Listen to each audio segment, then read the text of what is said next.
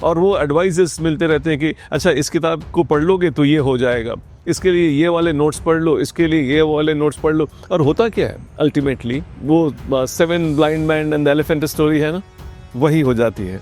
कभी उसकी पूंछ पकड़ ली, कभी उसका ट्रंक पकड़ लिया, कभी उसकी पैर पकड़ ली, and then you start thinking, imagining like that. आप अगर याद हो आपको स्कूल डेज, तो आप 75, 80, 90, 90 प्लस भी लाते हैं आप। आई सपोज इतनी ज़रूरत नहीं है यहाँ पे। जो रैंक 1 लाते हैं, somewhere close to about I would say 52, 53%, 51%, इसमें you have got the rank 1 that is coming in the country. और दिसंबर 31 को एक बेंचमार्क मान करके आप आवर्स देख लें कि आपके पास कितने आवर्स मिलते हैं।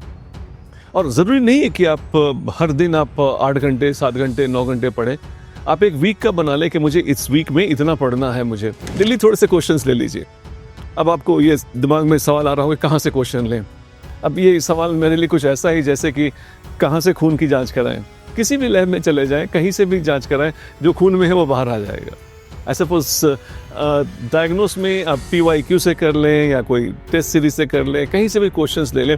10-12 क्वेश्चंस सुबह उठ करके रोज़ एक बार देख लीजिए, और उसमें से एक ऐसा क्वेश्चन ढूंढें या 2 ऐसा क्वेश्चन ढूंढें जो आपको बार बार परेशान करता है and you are not able to answer those questions.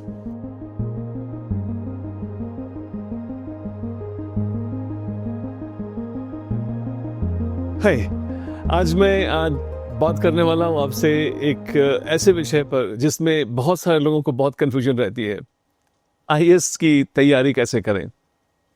अब ये IAS की तैयारी कैसे करें, ये अगर एक प्रश्न है तो सिर्फ शायद वो उन लोगों के लिए है जिन्होंने अभी तैयारी शुरू नहीं की है। हाँ, लेकिन अगर आप एक ऐसे इंसान है जिन्होंने तैयारी कर ली है, सुबह से शाम तक मेहनत करते हैं, काफ़ी जान झोंक रखी है, कभी इस वीडियो के एडवाइस से, कभी इस फैकल्टी के एडवाइस से, कभी इस टॉपर के एडवाइस से, थोड़े दिन इधर जाते हैं, थोड़े दिन उधर जाते हैं, थोड़े दिन उधर जाते हैं, और शाम तक थक कर सो जाते हैं, लेकिन पता नहीं है कि इतने सारे एफर्ट्स आपके जो हो रहे हैं वो डायरेक्शन सही है या नहीं। अगर आप उस कैटेगरी में आते हैं तो मेरे लिए ये कैटेगरी पहली ही है कि आप अभी तैयारी शुरू नहीं करी है। इस वीडियो में आपको बताने वाला हूं मैं कि कैसे इस तैयारी को बहुत ही सिस्टमेटिकली लेकर चला जाए, month wise, target wise, task wise, because it is a video which gives you an idea as to how to move stepwise in this direction of preparing for civil service examination right from the zero to the end. In fact, बहुत सारे बच्चे मुझे मिलते हैं जो कई बार इस exam को समझ ही नहीं पाते हैं, क्योंकि ये एग्ज़ाम आप ध्यान रखें कि एक ऐसा एग्ज़ाम नहीं है कि जिसमें आपको शायद ये पता हो कि आपके जैसे लोग ही एग्ज़ाम दे रहे हैं। आज मैं बात करते करते किसी स्टूडेंट से बात भी कर रहा था, तो उन्होंने बताया, उनसे बात हो रही थी कि ये एग्ज़ाम ऐसा नहीं कि जैसे आप 12वीं में बैठे हैं तो सभी आपके जैसे ही बच्चे हैं, आपके जैसे बैकग्राउंड के हैं।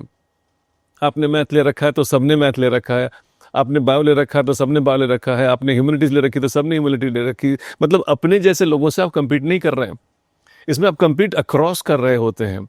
और अक्रॉस करने का मतलब है कोई किसी का बैकग्राउंड इकोनॉमिक्स है, तो किसी का BTech है, तो किसी का मेडिकल साइंस है, तो किसी का लॉ है, तो किसी का कॉमर्स है, किसी का ह्यूमैनिटीज़ है। So you have got a very diverse group of people with whom you are competing। हाँ, लेकिन जो कंपटीशन इसमें होने वाली है वो कंपटीशन होने वाली है एक ऐसे मुद्दे पर जहाँ पे किसी को भी आपका ऐसा कह सकते हैं कि उन्हें कोई एडवांटेज नहीं है। ये exam mostly general studies based है। 3 लेवल पे जो एग्ज़ाम होते हैं, इसमें आई सपोज आप अगर ध्यान से समझें तो इसमें GS का और जनरल स्टडीज जिसे बोलते हैं उसका बहुत ज़्यादा वेटेज है, चाहे वो प्रिलिमिनरी के लेवल पर हो, चाहे वो मेंस के लेवल पर हो, चाहे वो इंटरव्यू के लेवल पर हो। इंटरव्यू में भी क्वेश्चन जनरल स्टडीज़ के पूछे जाते हैं मोस्टली। आई सपोज अगर स्टेप वाइज आप इसको समझना चाहते हैं, I like you to sit down with a pen and pencil and give you complete plan as to how to really go about it. सबसे पहले तो आप कहीं और जाने की ज़रूरत नहीं, you go to the UPSC website और उस वेबसाइट पर जाकर के इस एग्ज़ाम को समझें। I like it to first understand the exam as to at what levels this exam is being conducted and what is the syllabus of it. It is very important that you know that this is my destination where I have to reach. And इस पे अगर आपको syllabus के लिए, PT के syllabus के लिए, mains के सिलेबस के लिए, इंटरव्यू के सिलेबस के लिए अगर हाँ, इंटरव्यू का भी सिलेबस होता है, बहुत सारे लोग जानते ही नहीं है। पीटी का भी सिलेबस होता है, बहुत सारे लोग देखते नहीं है। इन सब को आप ध्यान से देखें and try internalising them, if possible memorise them, very important. इनको मेमोराइज करें। मेमोराइज करने से आपको पता लग जाएगा कि आपका डेस्टिनेशन कहाँ है। And this is one thing which lots and lots of people very quietly ignore. और वो एडवाइजेस मिलते रहते हैं कि अच्छा, इस किताब को पढ़ लोगे तो ये हो जाएगा, इसके लिए ये वाले नोट्स पढ़ लो, इसके लिए ये वाले नोट्स पढ़ लो। और होता क्या है अल्टीमेटली, वो 7 blind man and the elephant story है ना, वही हो जाती है। कभी उसकी पूंछ पकड़ ली, कभी उसका ट्रंक पकड़ लिया, कभी उसकी पैर पकड़ ली, and then you start thinking, imagining like that. I like you to first thing that you should do, go to the UPSC website and learn about the whole scheme of examination के 3 level पे होते हैं, इनमें क्या क्या syllabus है, इसको internalise कीजिए। This is going to take a few days, and I suppose it is worthwhile that you spend time on this. बहुत ज़रूरी है और ये काम आप सबसे पहले करें। हाँ, अगर आपने थोड़ी बहुत तैयारी कर ली और ये काम नहीं किया, बेशक आप फिर से वापस मुड़ करके यहाँ से स्टार्ट करें। That is going to be your first task which I am asking you to do. Second thing which you should be doing is that जब आप सिलेबस समझ जाते हैं, then you start moving on to the next step, and the next step is try to understand the demand of the destination. Destination क्या है, syllabus क्या है, आप समझ गए, लेकिन वहां पे यूपीएससी आपसे क्या मांगती है। जब वो कहती है प्लानिंग पे क्वेश्चन पूछे जाएंगे, वुमेन पे क्वेश्चन पूछे जाएंगे, एथिक्स में क्वेश्चन पूछे जाएंगे, तो किस तरह के क्वेश्चन पूछे जाते हैं।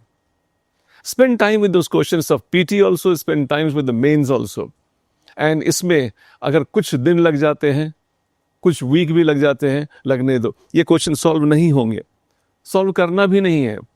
You just have to spend time to get this whole thing internalised, ताकि आपके दिमाग में ये बात बैठ जाए और अच्छी तरह से बैठ जाए कि हाँ, यूपीएससी में जब वो कहते हैं कि प्लानिंग में क्वेश्चन पूछे जाएंगे तो इस तरह के प्लानिंग के क्वेश्चन आए हैं, इंडियन इकोनॉमी के क्वेश्चन पूछे जाएंगे तो इंडियन इकोनॉमी में इस तरह के क्वेश्चन आए हैं, इन्वायरमेंट में क्वेश्चन पूछे जाएंगे तो इस तरह के इन्वायरमेंट के क्वेश्चन आए हैं। एक बार जब ये इंटरलाइज हो जाता है, और मैं बताऊं आपको कि you would find that when you are studying, आधी रात को बैठ कर जब आप पढ़ रहे हैं तो आपके दिमाग में कोई एक ऐसा सवाल आएगा, अरे यहाँ से तो बहुत सारे सवाल देखे हैं, let me concentrate more on this. And then there are sometimes you will find that, hey, this is a very interesting topic and I'm reading this for quite a few days, but मैंने यहाँ से तो question ही नहीं देखा है। I think that's where I would like you to go for smart study. बहुत सारे लोग ना हार्ड वर्क करते हैं, कुछ तो हार्डली वर्क करते हैं, और कुछ डेफिनेटली स्मार्ट वर्क करते हैं। आपको स्मार्ट वर्क करना होगा। I don't want you to be expert of economics. I don't want you to be expert of ethics, and I don't want you to be expert of social issues, and for that matter, any other topic which is given in the syllabus. I want you to be good enough to get 50%, 52%, and that's all it takes. So I suppose पहला step जो आपका होना चाहिए वो इन 2 चीज़ों पर होनी चाहिए, that you are very clear about the syllabus and very clear about the demand of the syllabus, the kind of questions that have been coming, आप उसको अच्छी तरह से इंटरलाइज कर चुके हैं, टॉपिक्स को, थीम्स को, आइडियाज को, क्लियरिटी आपके पास है बिल्कुल। उसके बाद जो नेक्स्ट लेवल आपका होने जा रहा है, अगर मैं आपको मानूं कि आप तैयारी कर रहे हैं अगले वर्ष के लिए, and this is like we are into the middle of August now, and then if we are planning for 2026, I would expect that there are different components जो आप ये समझ लें इस एग्जामिनेशन में। अगर मैं आपको एक ब्रॉड पिक्चर देना चाहूँ तो इस एग्जामिनेशन में आप देखें तो 3 लेवल होता है। फर्स्ट लेवल में इसको हम पीटी का एग्जाम कहते हैं, प्रिलिमिनरी टेस्ट होता है। इसके अंदर you find that there are 2 things there. एक तो जनरल स्टडीज होता है जिसके अंदर वो वही basic classical economy, polity, environment, current affair, social issues, ऐसे गवर्नमेंट प्रोग्राम्स, ये सब चीज़ें आती हैं।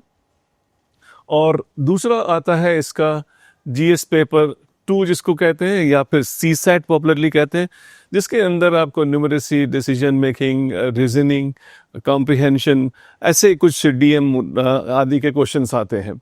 सो ये वाले जो दोनों पेपर हैं, ये क्वालिफाइंग पेपर है।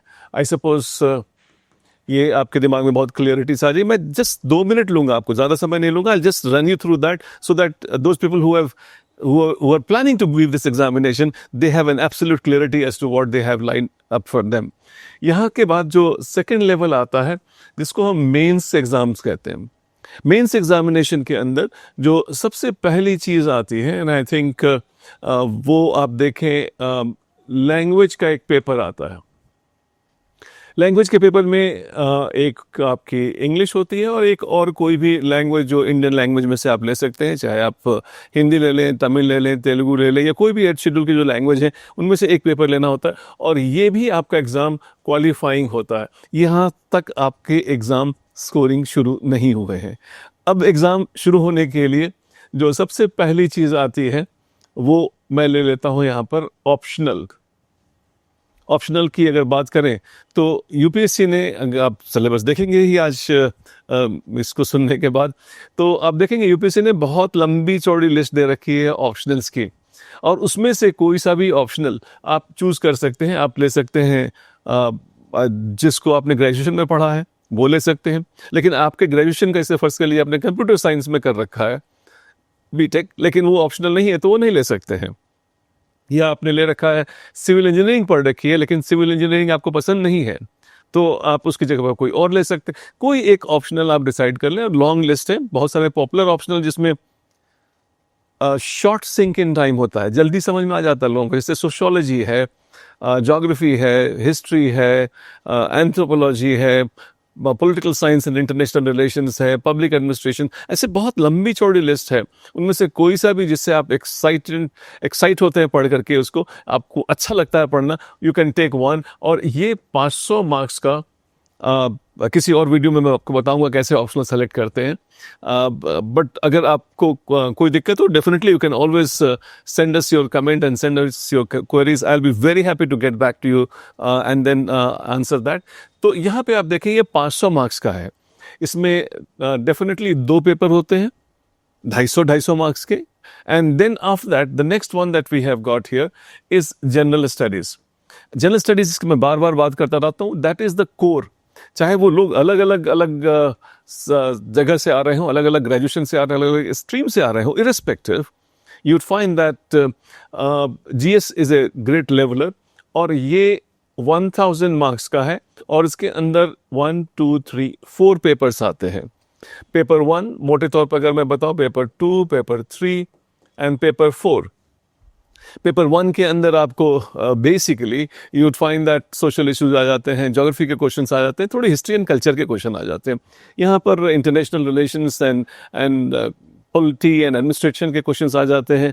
Third is most eclectic of all, यहाँ पे कुछ साइंस एंड टेक्नोलॉजी, एनवायरनमेंट, कुछ सिक्योरिटी के इश्यूज आ जाते हैं, इंडियन इकोनॉमी के इश्यूज आ जाते हैं। और फोर्थ आपके ये जो एथिक्स के पेपर हैं, इसमें एथिकल कंसर्न्स आते हैं। इसमें बहुत सारे attitude, aptitude, behaviour, perception, integrity, and इसमें खास है वो है आपका केस स्टडीज। कुछ ऐसे कंडीशंस दे देते हैं, उसमें पूछते हैं कि आपका रिएक्शन क्या होगा। They want to see that the hardware that they are importing, will their software of that government of India is going to be playing on that or not. So that's what they basically try and see.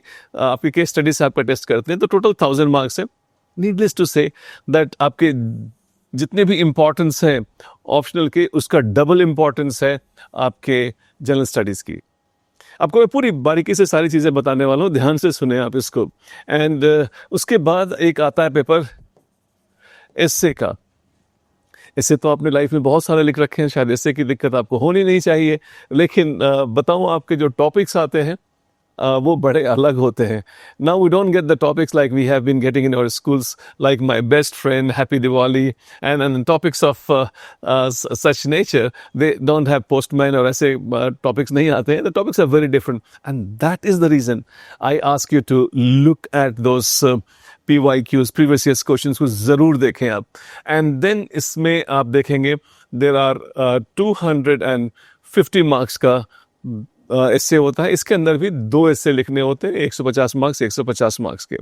So total देखेंगे आप तो 1750 marks का mains होता है। And then the third level and the final level of examination that you have got is the examination. We call it as personality test, और इसको आप interview भी कह सकते हैं. तो इसके अंदर आपके ये पाएंगे 275 मार्क्स का होता है, और बहुत सारे लोग KSG में 200 मार्क्स से ज़्यादा लेकर के आते हैं. That's a very big point where you can actually really impress somebody with your marks, and we definitely know that it is important. So आपको इसके ऊपर भी थोड़े थोड़े काम करते रहने हैं. टोटल मार्क्स 2025 बनता है. सो आई सपोज इसमें आप अगर याद हो आपको स्कूल डेज, तो आप 75, 80, 90, 90 प्लस भी लाते हैं आप. आई सपोज इतनी ज़रूरत नहीं है यहाँ पे. जो रैंक 1 लाते हैं somewhere close to about I would say 52, 53%, 51%, इसमें you have got the rank 1 that is coming in the country. Isn't it easy examination? But then चीज़ें इतनी बिखरी हुई हैं, इतनी खुली हुई हैं, और आपका बैकग्राउंड एक लिमिट से ज़्यादा आपको सपोर्ट नहीं करता है. आपने इकोनॉमिक्स पढ़ रखा है तो शायद यहाँ पे कुछ पार्ट है, पेपर 3 का थोड़ा सा पार्ट ये इकोनॉमी है. अगर आपने हिस्ट्री पढ़ रखा है तो यहाँ पे थोड़ा सा पार्ट है वो हिस्ट्री है. और कई बार तो आपने कुछ ऐसे सब्जेक्ट पढ़ रखे हैं जिसकी कोई ज़रूरत ही नहीं, कहीं पे यूज़ होता ही नहीं. आर्किटेक्चर पढ़ रखा है, कहीं ये ज़रूरत है ही नहीं यहाँ पे. सो कुल मिलाकर के मैं आपको बताऊँ कि एक ऐसा एग्ज़ाम है जिसमें everybody gets an absolute, I would say, fair chance to know its own worth. And I suppose ये एक ऐसा एग्ज़ाम है जिसके बाद you can possibly think of giving yourself the biggest gift that you can, with your own intellect, that you can imagine giving. I suppose अगर हम लोग अभी से तैयारी कर रहे हैं तो कैसे तैयारी करें, अब ये पार्ट में आपको ये बताने वाला हूँ कि कौन सी चीज़ों के लिए क्या काम करना है. एक दो चीज़ इसके अंदर जाने से पहले मैं आपको बता दूं कि देखो, सिलेबस का विस्तार इतना बड़ा है, और covering the syllabus would have more than one set of sources. Covering the syllabus would have more than one set of strategy. Covering the syllabus would have more than one mechanism. So what happens is that quite often a lot of people get very much caught up in the idea as to do this and then jump on to the do this way, or do with this source, do with that source. No. I suppose मैं आपको एक बहुत ही शायद आपको थोड़ी ये बात क्रांतिकारी लग सकती है, लेकिन मैं चाहता हूँ कि आज के बाद after you finish listening to this video, I think your focus should shift from work to time. Fix yourself with time, not with task that you have got. क्योंकि टास्क के साथ जब भी आप कनेक्ट करते हो तो आपके पास एक बड़ा इशू आ जाता है, एक बड़ी समस्या आ जाती है, और वो आ जाती है कि उसको कंप्लीट किया जाए. And completion of task is not possible. यकीन मानो, कोई भी ऐसा व्यक्ति नहीं है जो मुझे आज तक मिला हो, बिकॉज मैंने बहुत साल बिताए हैं. I have spent 3 decades plus doing the same job. मुझे आज तक कोई ऐसा इंसान नहीं मिला रैंक 1. बहुत सारे रैंक 1 को मैं पर्सनली जानता हूँ, and they have been part of KSG, you know this. And कोई भी ऐसा नहीं मिला मुझे जिसका सिलेबस बिल्कुल कंप्लीट हुआ होगा. तो कई बार कंप्लीशन के बहाने से हम we get trapped in the whirlpool, and then हम वहीं रुक जाते हैं, वहीं फंस जाते हैं. तो कंप्लीशन का टारगेट नहीं करना है. दूसरा, आपको क्वालिटी के टाइम के ऊपर फोकस नहीं करना है. क्वालिटी मतलब आई सपोज क्या क्वालिटी क्या हो सकती है, आप ये सोचो ना. क्वालिटी की अगर आप देखें, बात करते हैं अगर, तो क्वालिटी के अंदर I think there is hardly anything you can talk about quality when you are getting about 52% marks.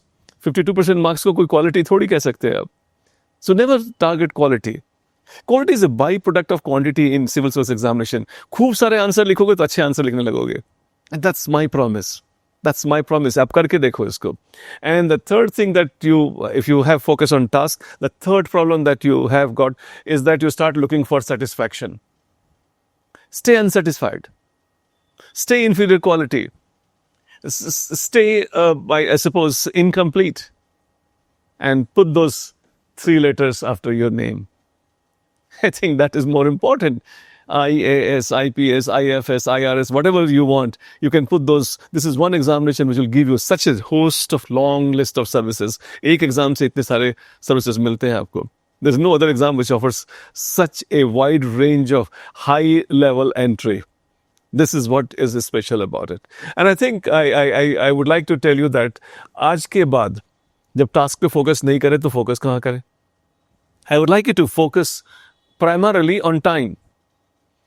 और आज जो मैं आपको बताने वाला हूँ कि कैसे अभी से टाइम के अंदर आप कैसे तैयारी करें.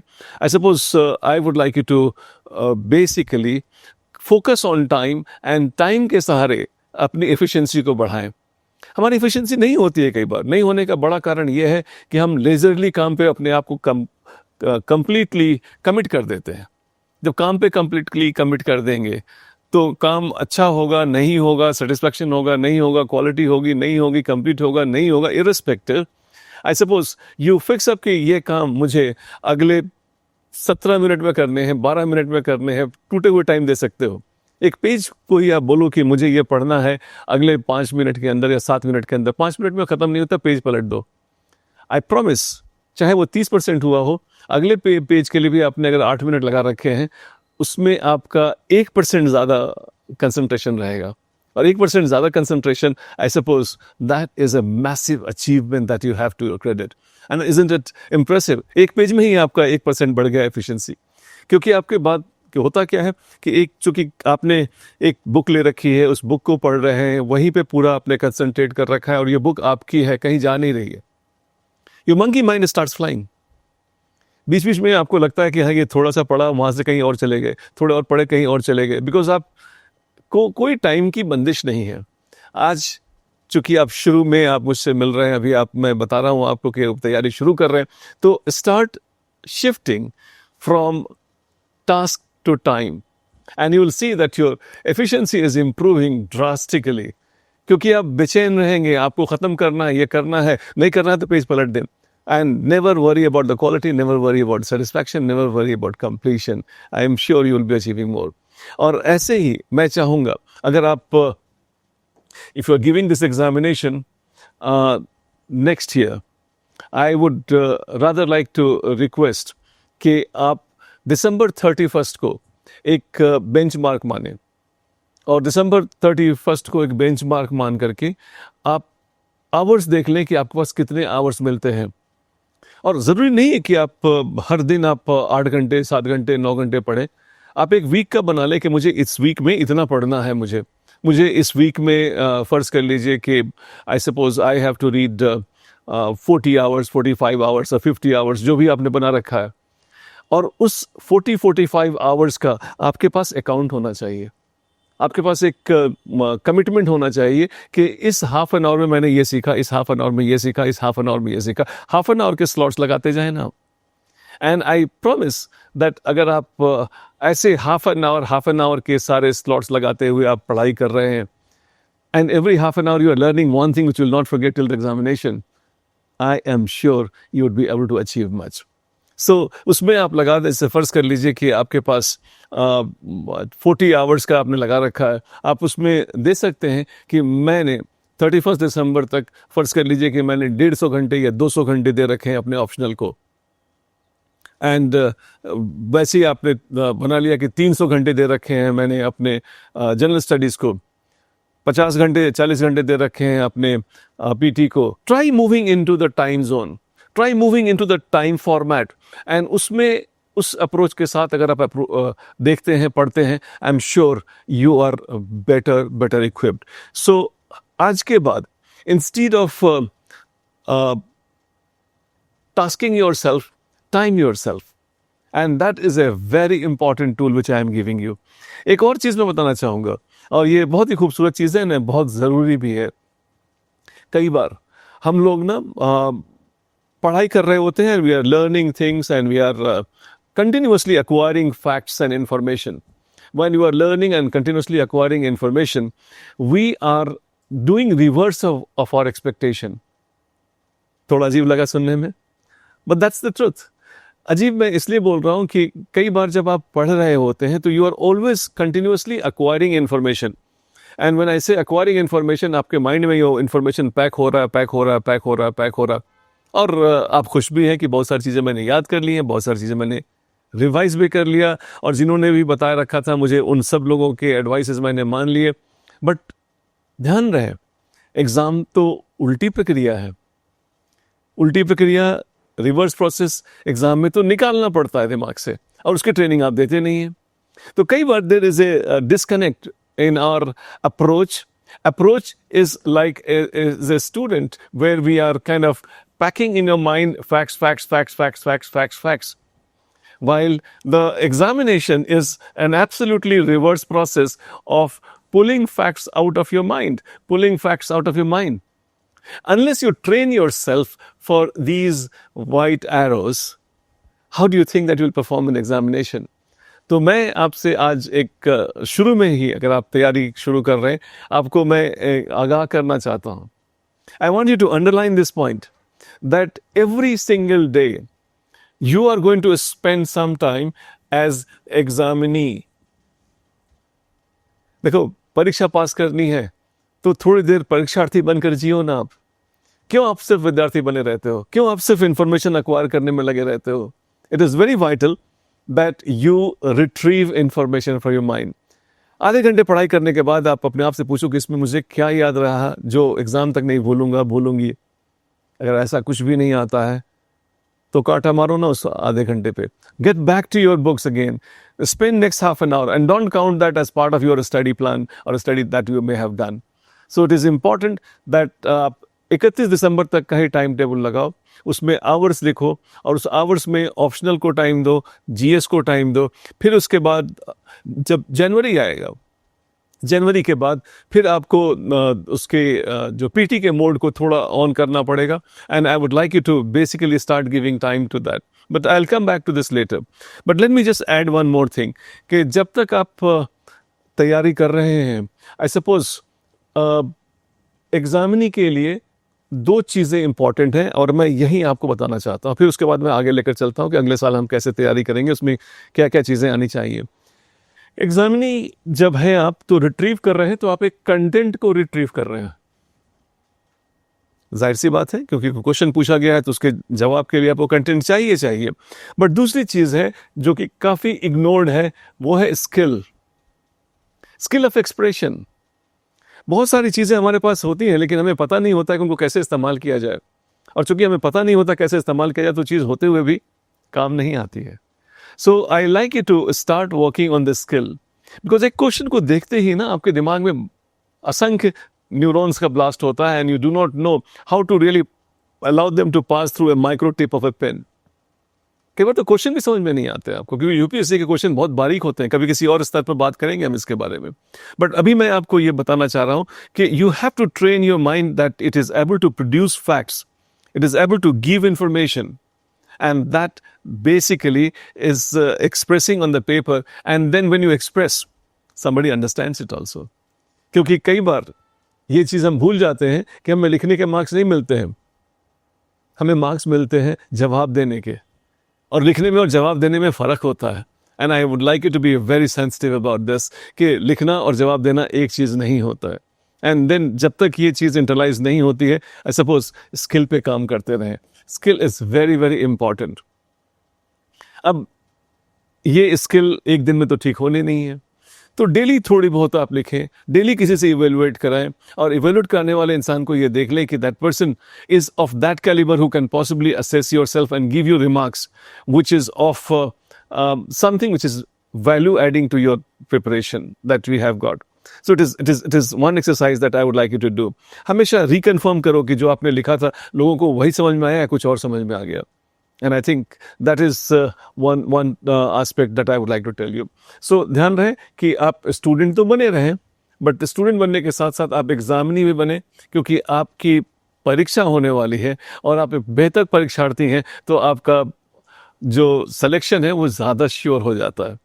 अब आते हैं हम नेक्स्ट ईयर में. नेक्स्ट ईयर में जाने के बाद अगर आप देखें, आपको बहुत सारे एडवाइस मिलेंगे, पीटी के लिए ये कर लो, पीटी के लिए ये वो कर लो, ये किताब पढ़ लो, ये किताब पढ़ लो. ये सारी किताबें सही हैं, बट मैं आपको एक चीज़ बताऊं कि ये सारी के सारी जो एडवाइसेस है ना, ये बड़ी वेग हैं. जैसे कोई आपको कहता है कि उधर चले जाओ, उधर एयरपोर्ट है, इधर चले जाओ, ये इधर रेलवे स्टेशन है, I think that's not the right way to really get the direction, because अब आप इधर जा रहे हो तो 3 सड़कें निकल रही हैं, कौन से सड़क पकड़ने वाले हो आपको पता नहीं है. So it is important that you get to know what is my demand, my requirement. And जो गूगल का मैप है ना, वो इसी प्रिंसिपल पे काम करता है. That basically knows where you are, and out of these 3 roads, which one you have to select. And that is something which I like you to understand. आप डेली थोड़े बहुत टाइम पीटी के लिए खास करके, पीटी में चूंकि आप देखते हैं कि जो अप्रोच है inch deep and miles wide होता है, तो कई बार लोग इसमें माइल्स वाइड में खो जाते हैं. And then they only get suggestions कि ये किताब पढ़ लो इसके लिए, ये किताब पढ़ लो इसके लिए, ये किताब पढ़ लो. और इतना तो था ही, अब चैट जीपीटी भी आ गया, वो भी एडवाइस देने लगा है. And quite often, and I'm very impressed by the kind of advice they give. That's good. But then that advice doesn't know that what is your demand. और हम हैं कि मल्टीविटामिन खाए जाते हैं, मल्टीविटामिन खाए जाते हैं, पता नहीं कि अंदर B12 कम है या D कम है या फिर कुछ और C कम है. I think it is important to follow an approach जो मैं भी बताने वाला हूँ आपको. उसको मैं DMR अप्रोच कहता हूँ. DMR अप्रोच में क्या करते हैं हम कि हम पहले लेवल पर डायग्नोस करते हैं. Every single day I would like you to for PT preparation next year, I would like you to have mains पे जो भी ऑप्शनल है उनका ज़्यादा से ज़्यादा भाग एंड ऑफ दिस ईयर तक ख़त्म हो जाए. नहीं तो जनवरी या फरवरी तक थोड़ा और ले सकते हैं आप. अगर आप कहीं कोचिंग कर रहे हैं तो उसके सहारे आप ले सकते हैं. उसके बाद I suppose you should stick to GS and more time has to be given to PT gradually. Of course बहुत क्लियर डिवीजन नहीं है मेंस में और पीटी में, बट हाँ, I would like you to be doing this exercise exclusively for PT examination. And this is one thing which I often tell people that they should be careful about. DMR approach. DMR approach में क्या होता है? First है diagnose. Daily थोड़े से questions ले लीजिए. अब आपको ये दिमाग में सवाल आ रहा होगा कहाँ से क्वेश्चन लें. अब ये सवाल मेरे लिए कुछ ऐसा ही जैसे कि कहाँ से खून की जांच कराएं. किसी भी लैब में चले जाएं, कहीं से भी जांच कराएं, जो खून में है वो बाहर आ जाएगा. आई सपोज डायग्नोस में आप PYQ से कर लें या कोई टेस्ट सीरीज से कर लें, कहीं से भी क्वेश्चंस ले लें. 10-12 क्वेश्चन सुबह उठ करके रोज़ एक बार देख लीजिए और उसमें से एक ऐसा क्वेश्चन ढूंढें या 2 ऐसा क्वेश्चन ढूंढें जो आपको बार बार परेशान करता है and you are not able to answer those questions. First कर लीजिए कि there are questions on, let's say when there are questions on say rivers and their tributaries, you are not able to answer. If the questions comes on parliamentary committee, you are not able to answer. If the questions are coming on monetary policy, you are not able to answer. I suppose you get down to that. That हाँ, अब RBI के question मेरे से नहीं बनते हैं, president के question मुझसे नहीं बनते हैं. निकाल लो ना अगला 1 घंटा प्रेसिडेंट के ऊपर ही, निकाल लो ना 1 घंटा अगला RBI के ऊपर ही, एंड देन इंश्योर दैट कि अगली बार RBI का क्वेश्चन मेरे से गलत नहीं होगा. And I suppose this is very important. And this is what I tell you is the approach of that cursor. जब 3 सड़कों में से कौन सी सड़क लेनी है. अदरवाइज लोग कहेंगे इकोनॉमी पढ़ लो, ज्योग्राफी पढ़ लो, ये बहुत वेग है. ये कुछ ऐसा ही है मेरे लिए जैसे कुछ लोग कहते हैं जीएस की तैयारी कर लो, सीसेट की तैयारी कर लो. नहीं, सीसेट भी सीसेट नहीं होता है.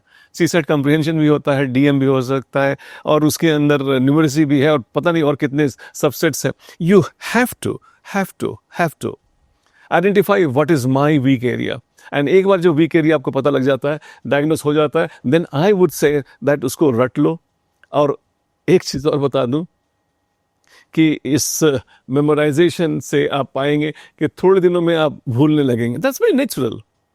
तो उसके लिए मैं बोलूँगा कि जब आपने टाइम कुछ अलोकेट कर रखा है, जैसे 1.5 घंटे से 2 घंटे आपने अलोकेट कर रखे हैं इस DMR के लिए रोज़, और इसमें आप डायग्नोस कर रहे हैं और आप अपनी तैयारी करते जा रहे हैं, मेमोराइज करते जा रहे हैं, लेकिन आपको लगेगा कि हाँ जो पहले रटा था वो भूल गए, तो थोड़ा टाइम 15-20 मिनट निकाल के रखो ना उसको रिवाइज करने के लिए. तो diagnose, memorise, revise, diagnose, memorise, revise, it's a beautiful technique that ensures that you are tailor making your own preparation as per your own requirement. And then that is one way you would be always sure, and you would not be matching the answers from various coaching institutes after giving the PT examination. You would be sure that I'm writing mains. तो मैं जो बताऊंगा आपको कि आप कुछ optional को जनवरी फरवरी तक भी लेके जा सकते हैं, मार्च तक भी लेके जा सकते हैं, but I suppose I will be very happy if you finish it by end of January और early February. After that GS की तैयारी करें और धीरे धीरे जीएस मेंस वाले पोर्शंस को कम करके इस डीएमआर के सहारे अपने पीटी की तैयारी को और फोकस करें।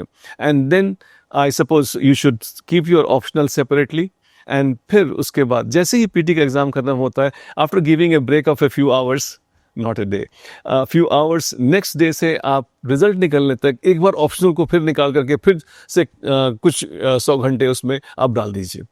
एंड आई एम श्योर थोड़े से बैक बर्नर पे आपका एसए और ऑप्शनल भी होना चाहिए, जीएस भी होना चाहिए, हाँ, लेकिन फोकस आपका फिर से दोबारा ऑप्शनल पे हो। एंड जैसे रिजल्ट निकलता है फिर उसके बाद तीनों को लेकर के आप पढ़ाई कर लें। और मैं चाहूँगा कि एक चार्ट बनाएं, and that chart really helps you is where I would assume that आप लिख लें कि आपके पास क्या क्या कंपोनेंट है। कंपोनेंट है जैसे कि आपके पास एक कंपोनेंट है जीएस, और जीएस के अंदर आता है एक पीटी, पीटी के अंदर आता है जीएस 1 और सी सैट, फिर उसके बाद आपके अंदर आता है मेंस, मेंस के अंदर आता है paper 1, paper 2, paper 3, paper 4, and फिर मेंस के अंदर आपका आता है essay writing. And then I would like that you are allocating time for each one of them. हर चीज़ों के लिए टाइम कर दें आप, और टाइम का आप डेट लिख दें कि इस डेट में मुझे इस कॉलम में इतने घंटे देने, इस डे में इतने घंटे देने। घंटों पे काम करो आप, and I am sure you would be able to really achieve far more than you would have otherwise achieved. Haphazard नहीं पढ़ेंगे आप, और आपको पता लगता रहे कि कहाँ पे आप किस सेक्शन में आपकी कमी रह जाती है। एस्से को भी जितनी बार आप लिखते हो उतना अच्छा होता है। उसके बाद आपका एक आता है यहाँ पर ऑप्शनल में पेपर 1 एंड पेपर 2, इनके लिए भी आप टाइम दे दें, और इसको डेट के हिसाब से आप अलोकेट कर सकते हैं। और ध्यान रहे, मैं दोबारा बोल रहा हूँ, कभी भी आप कंप्लीशन, कभी भी आप क्वालिटी, और कभी भी आप सेटिस्फैक्शन के पीछे मत भागना। ये सारी चीज़ें बहुत ही स्वीट पॉइजन है, एक ट्रैप है, और जो आपको पीछे की तरफ ले जाता है। और कभी भी बैकलॉग हो जाए, चिंता मत करो, कीप मूविंग अहेड।